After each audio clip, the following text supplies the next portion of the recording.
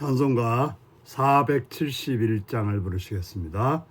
471장입니다.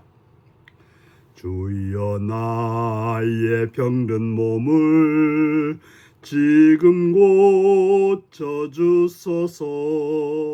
모든 병을 고쳐주마 주 약속하셨네.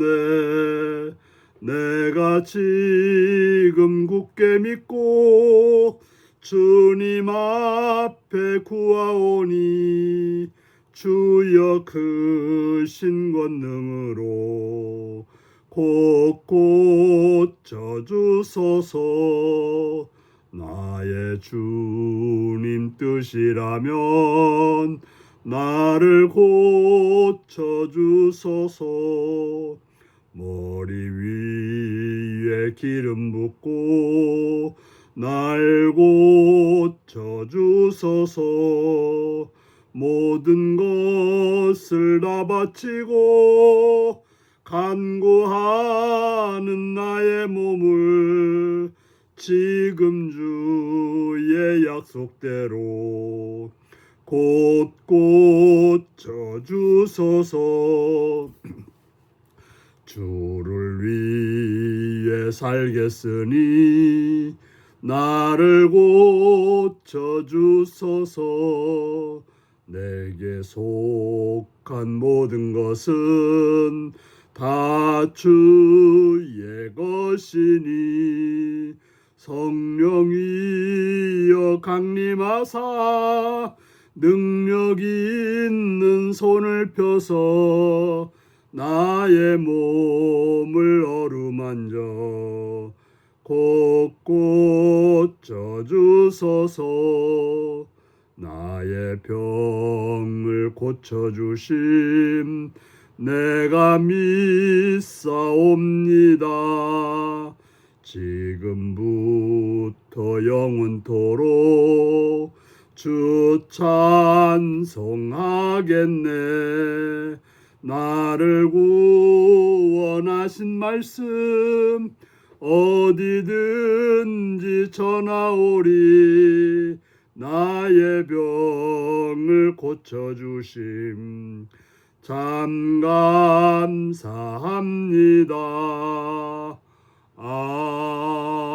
아멘.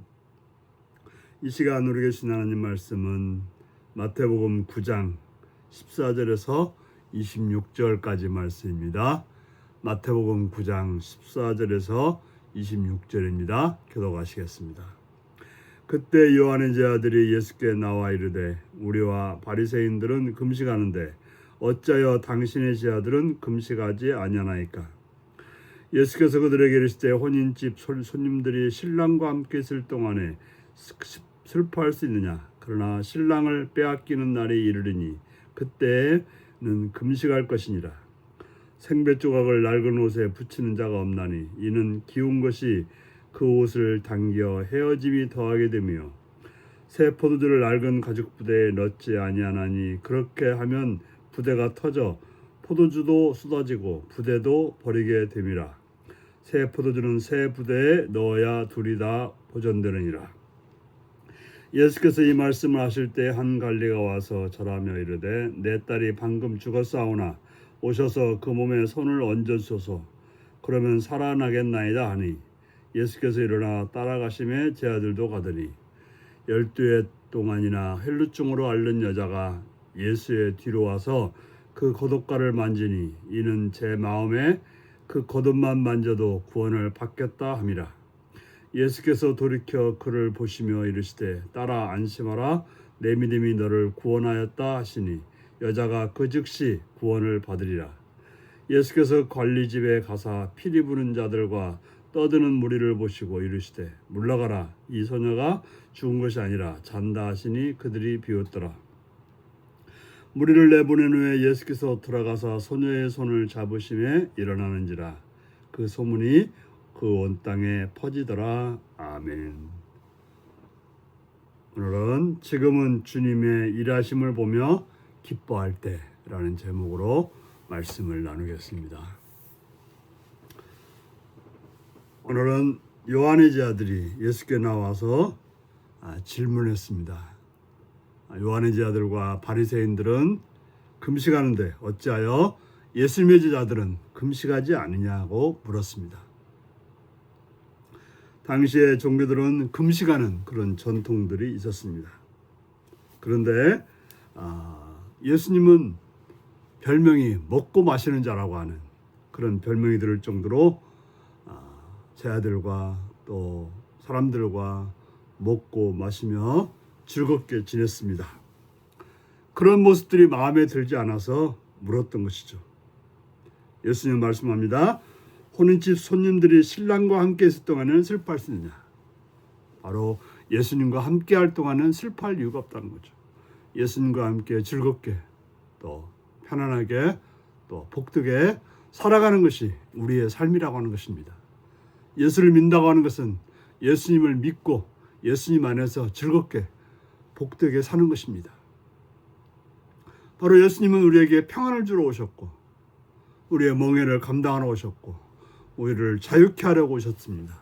그렇다면 그 주님의 말씀을 따라 살아감으로 그렇게 즐겁게 살아가야 된다고 하는 것입니다. 그러나 신랑을 빼앗길 날이 있다는 것입니다.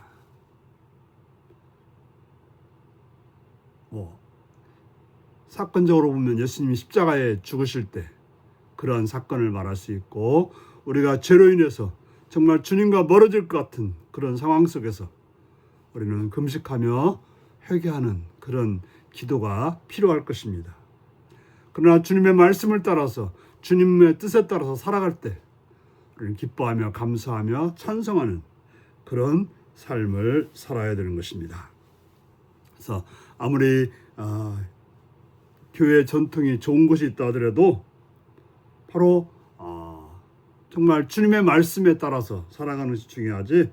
그래서 생맥주각을 날고는 새 붙은 자가 없다고 말합니다. 예수님께서 주시는 참된 것이 있는데 옛날 것이 좋다고 그 옛날 것을 따를 이유는 없다고 하는 것입니다. 그렇게 되다 보면 다 망치는 새로운 포도주를 새로운 가죽 부대에 담아야 그 부대가 온전하고 포도주도 온전해지는 것처럼 바로 예수를 믿는 자들은 예수님이 주시는 그 말씀을 따라서 살아가야지 어떤 세상의 전통이나 형식을 쫓을 이유는 없다고 하는 것입니다.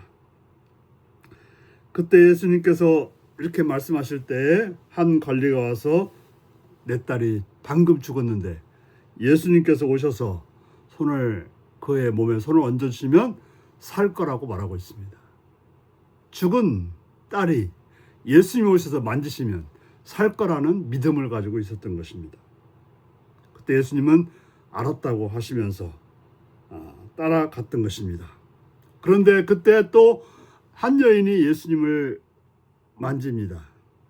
겉옷가를 만집니다. 그 여인도 마찬가지로 예수님의 겉옷만 만져도 자기가 구원을 받겠다, 병에서 나음을 입겠다 라고 하는 믿음을 가졌던 것입니다. 우리가 어떤 믿음을 가지고 예수님께 나가는가가 참 중요합니다. 예수님을 믿게 될 때 예수님은 그 믿음을 보시고 구원해 주시고 낫게 해주시고 또 여러 가지를 허락해 주시는 것입니다. 그래서 예수님은 말씀하십니다. 딸아 안심하라, 내 믿음이 너를 구원하였다. 바로 그의 믿음, 그가 믿었던 믿음 때문에 그가 병에서 나음을 입고 구원을 받았다라고 말씀하고 있습니다. 그러니까 안심하고 가라고 말하고 있습니다. 예수님께서 이제 그 모든 일을 마치시고 관리집에 갔더니 난리가 났습니다. 딸이 죽었다고 울고불고 난리입니다. 그때 예수님이 말합니다. 물러가라. 이 소녀가 죽은 것이 아니라 잔다라고 말씀하셨습니다. 예수님께서 죽은 것은 자는 것이죠. 깨울 수 있는 것이죠. 부르면 나올 수 있는 거죠. 무덤에 있던 자도 나왔는데 죽어서 누워있는 소녀를 이렇게 세우는 것은 주님께 일상적인 일인 것입니다. 그들이 비웃었지만 예수님은 들어가 그의 손을 잡아서 이렇게 세워서 그를 살려주셨던 것입니다. 이처럼 우리가 주님을 믿고 주님을 따라서 살아갈 때 우리의 삶은 풍성함과 강건함과 은혜로 충만케 되는 것입니다. 그렇게 믿음으로 살아갔던 많은 이들이 병에서 나음을 입고 기쁨을 누리고 죽음에서 생명으로 나갈 수 있다는 사실을 기억하셔서 여러분도 지금 예수를 믿고 따르고 살아감으로 복된 삶으로 오늘도 사시기를 바랍니다. 기도하시겠습니다. 자비의 주님의 이름을 찬양해 감사합니다. 사랑해 주셨고 붙드셨고 은혜 주셔서 이 시간도 주의 말씀을 듣게 하시니 감사합니다. 우리로 하여금 주님이 주신 말씀을 따라서 주님이 가라는 것으로 행하라는 것으로 또 허락하신 것을 따라서 행함으로 참으로 복된 삶으로 기쁨의 삶으로 평안의 삶으로 자유의 삶으로 오늘도 살 수 있도록 은혜 허락하여 주옵소서. 감사드렸고 예수님의 이름으로 기도드리옵나이다. 아멘. 하늘에 계신 우리 아버지의 이름을 거룩하게 하시며 아버지의 나라가 오게 하시며 아버지의 뜻이 하늘에서와 같이 땅에서도 이루어지게 하소서. 오늘 우리에게 일용할 양식을 주시고 우리가 우리에게 잘못한 사람을 용서하여 준 것 같이 우리 죄를 용서하여 주시고 우리를 시험에 빠지지 않게 하시고 악에서 구하소서. 나라와 권능과 영광이 영원히 아버지의 것입니다. 아멘. 말씀 묵상입니다. 예수님이 말씀하신 금식의 때는 언제인가요? 주님 안에서 온전한 기쁨을 누리도록 내가 내려놓아야 할 형식적 경건이나 관습은 무엇인가요? 사람들이 부정하다고 외면한 여인을 예수님은 어떻게 대하셨나요? 약한 육신, 아픈 마음 등 나에게 주님의 필요한 부분은 무엇인가요? 이 말씀을 묵상하시며 주 안에서 예수님 말씀을 따라서 평안하고 복되고 강건한 삶을 사시는 복된 여러분들이 되시기 바랍니다. 샬롬.